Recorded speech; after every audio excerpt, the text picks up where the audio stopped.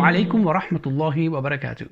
You may have seen a quote on social media attributed to Rumi which says, "Yesterday I was clever, I wanted to change the world.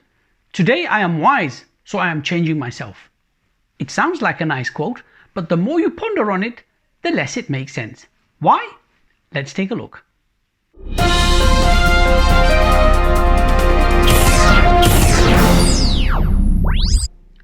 Firstly, it is debatable if Rumi actually said these words or the meaning that people ascribe to this phrase is what Rumi meant. But let's address the meaning that people ascribe to this quote. It implies that changing yourself and changing the world are two mutually exclusive responsibilities. It also implies that one is dependent on the other. You cannot change the world until you have changed yourself. Firstly, it's not an either-or scenario. Both the responsibilities are important and both the responsibilities need to be addressed.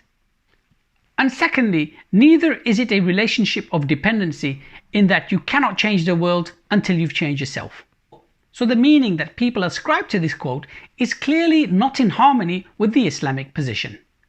Changing oneself and changing the world are both important responsibilities. No one is perfect and no one will be ever perfect because it is an unattainable goal. Rather, what is important is a continual process of improving ourselves. So whenever we recognize a shortfalling or a shortcoming or something that is lacking in our personality, it is our responsibility to strive and to better ourselves, to improve ourselves and to correct our mistakes. This is an ongoing process that never ends. If perfecting ourselves was a precondition to changing the world, then there would be nobody to take the next step to change the world. The goodness of the world is not dependent on everybody being perfect. This has never been the case. Even during the time of the Prophet ﷺ in Medina, there were people that cheated, there were people that committed crimes, there were people that committed sins, and they were punished for that. Even during the time of the Khulafa Rashida, people became murtad, some people committed murder, some people committed theft. There were all sorts of issues in those societies. So it was never a case that society was perfect or every individual in that society was perfect. So for everybody to be perfect in order for us to change the world has never been a reality. And those imperfect individuals during the time of the Prophet ﷺ and the Khilafah Rashida didn't prevent the establishment of Islam and didn't prevent the expansion of Islam. So this is not a precondition. So clearly both are important, but they are not mutually exclusive and one is not dependent on the other. It is Shaitan's aim to prevent the Muslims from doing good. And it's ideas like this which seem like good ideas that actually prevent us from doing good. So when we have a perceived good idea, we should check it with Islam.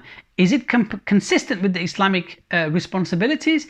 And if it isn't, then it's more than likely a whisper of Shaitan preventing us from doing good.